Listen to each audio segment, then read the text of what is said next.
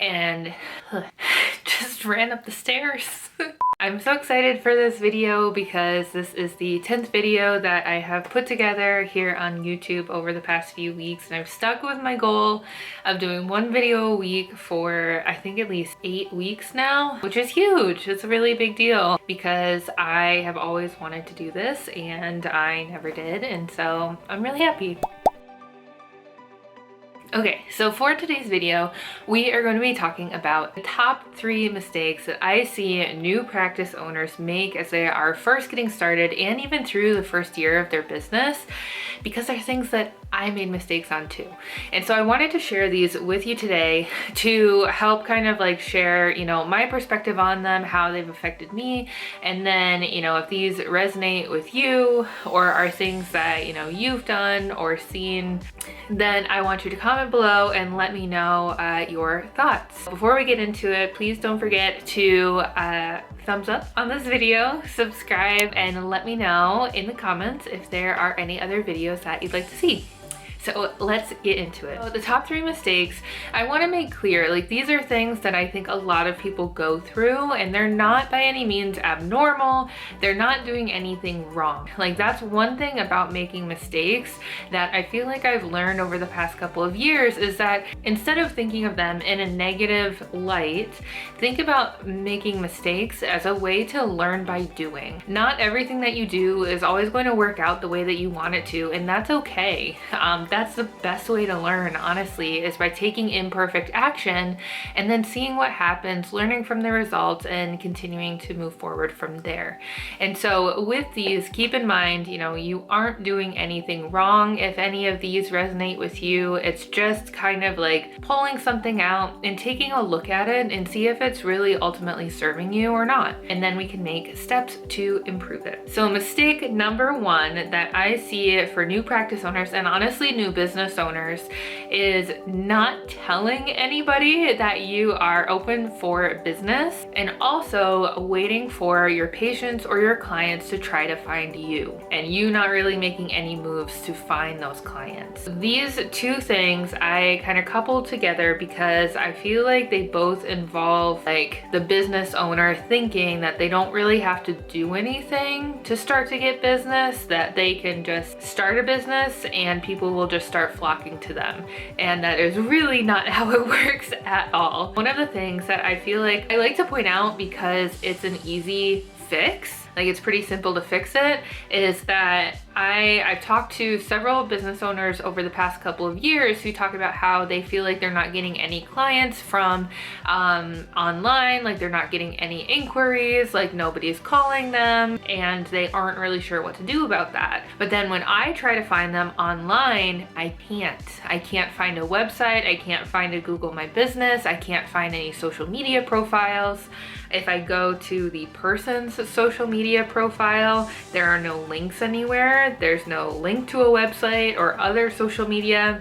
Sometimes there aren't even profile pictures, and there's no context almost. Like if I hadn't already spoken to the person and they told me that they owned a business, I would have no idea. And as your consumers, as a customer, if I cannot find a business, then I'm not gonna even know where to look or who to ask. This is something that I think is really, really important, is to make yourself known. Put your name out there, your contact information, and your links as many places as you can, so that you're easy to contact, easy to get a hold of, and it's easy for people to figure out like whether you are the right person to help them or not. Other people are going to say that they have different opinions on this, which is totally fine, and different things work for different people, but I think, in my humble opinion, at the very like bare minimum, at this day and age, you need a website, you need a social media platform, whether that's one solid platform that you are always on so you're able to connect with people,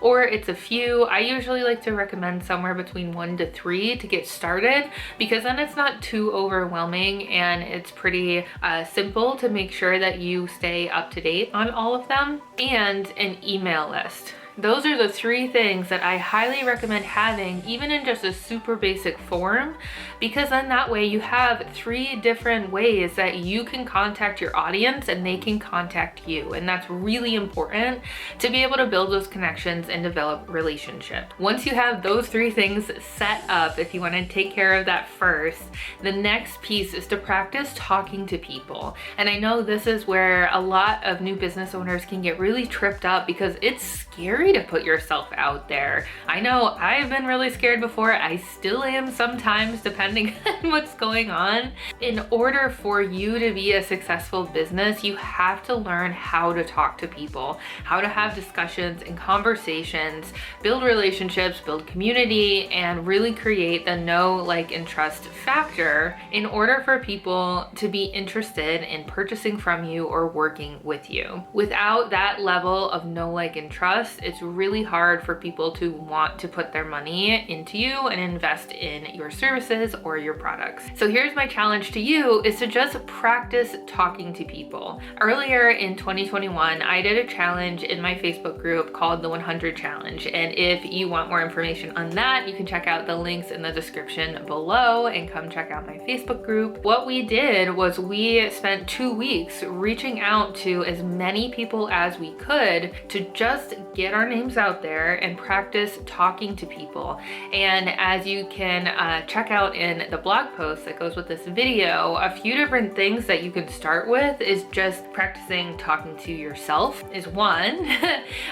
Telling yourself verbally what you do, who you work with, what services you have. You can practice talking to your partner, your parents, your friends, your colleagues, your dog, anybody that will listen to you for a little while. You know, you can practice what kind of vocabulary you want to use, how you want to talk about things, and how you want to explain what it is that you do and the outcome that you can help people with.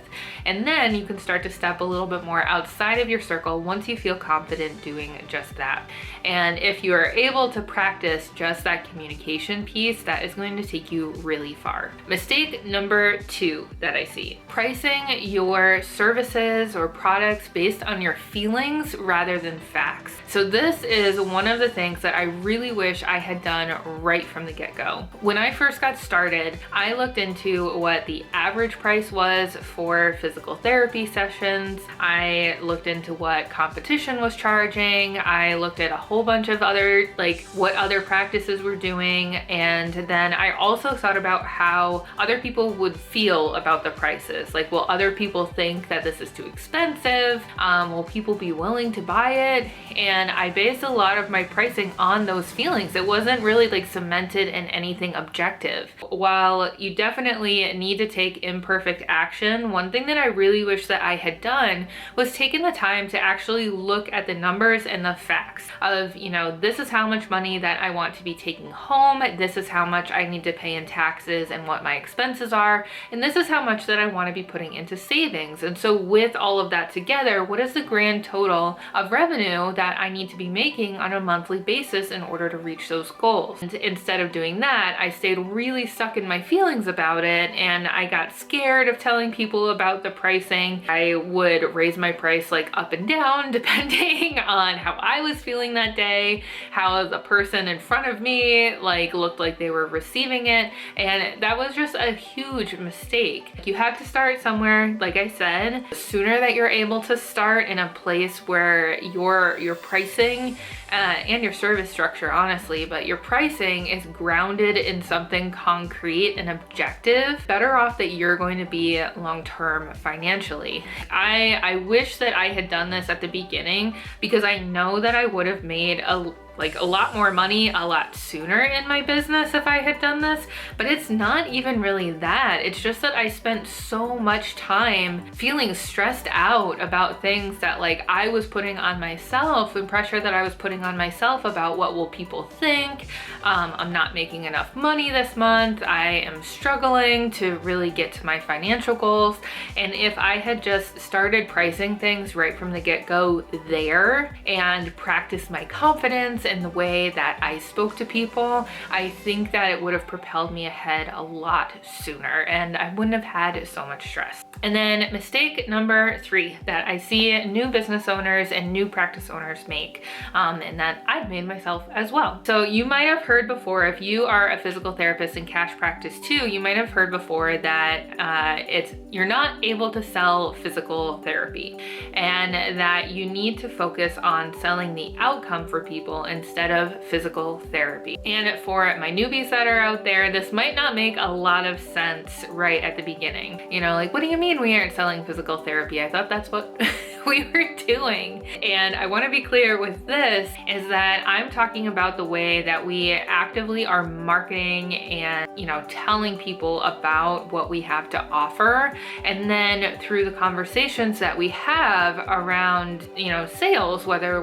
we are bringing on new clients and new patients, we need to be able to sell the outcome and the solution to a problem rather than the physical therapy. If we focus on selling physical therapy sessions, or just selling like session to session to session and selling a session of something, it makes it really hard to get people to commit to a long-term plan of care. It also really like puts you kind of in a box as to what you can help people with, because people's perception of what physical therapy is, what OT is, whatever your profession is, people already have like a perception of it and what they are kind of expecting. But if you flip it and market a message that's congruent with the problem that people have and how what you have to offer, your services, create a solution for that problem, it's going to be a lot more interesting to the people who are potentially looking at working with you,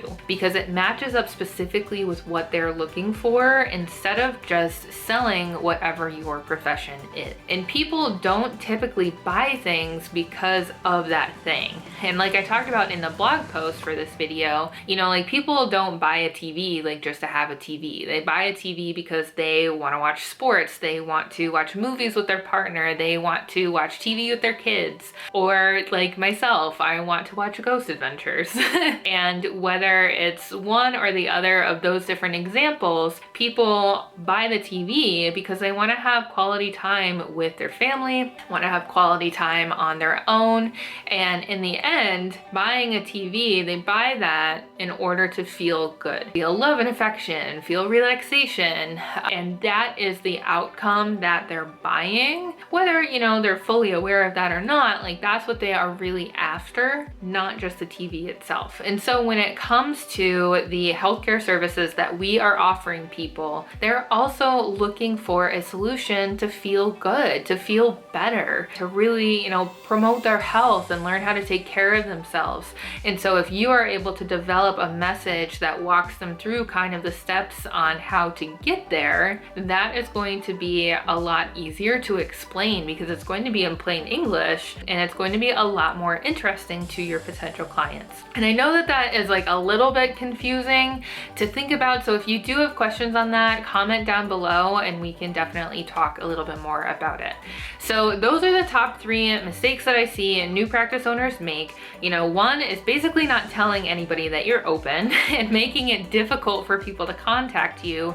And you can fix that by throwing up a website, throwing up a social media profile, and creating an email list. Mistake number 2, pricing your services based on feelings rather than facts. So really take a look at the numbers, and in the blog post I talk a little bit more about different things to consider, but you can write down all the numbers, do the math, and figure out what your prices need to be in order to fully support yourself, your business's mission, and be there for your clients. And mistake number 3 is trying to sell your service rather than the outcome. And when you're able to fully communicate the outcome that you can help people with, you're not only going to be more successful with your business and selling services, but you're also going to be able to help empower more people to learn how to fix their problems and feel a lot better in their life in the end, instead of just purchasing these sessions that may or may not put them on the path to success.